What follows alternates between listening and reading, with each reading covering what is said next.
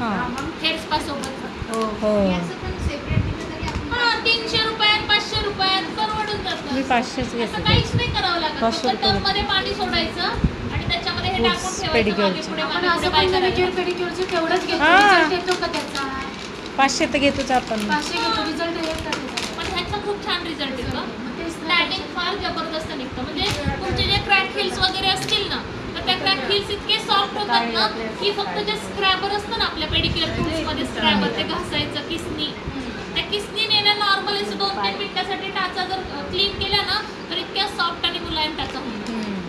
म्हणजे आपण पेडिक्युअर करायला ना फार कंटाळतो बऱ्याच वेळा. हो, कारण खूप पसारा ते होतो, खूपच हे खूप असतं. मेस होतो आणि एवढं सगळे कष्ट घेऊन येणं 500 रुपये देतात.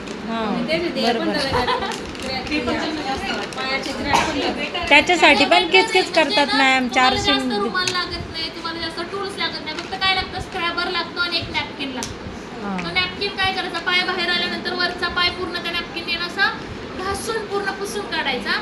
नंतर ना ते स्क्रॅबर घ्यायचं, तिथल्या तिथंच टाचांना लगेच क्लीन करायचं आणि क्लीन झालेल्या टाचांना ते ब्रश असतो ना आपल्या टूल्समध्ये, त्या ब्रशने फक्त नेल्स पॉलिश करून घ्यायचे आणि थोडीशी मॉइश्चरायझिंग क्रीम घेऊन पायांना मॉइश्चराईज करायचं. तिचं तिला छान वाटतं, वाव किती सुंदर पाय. हो बरोबर.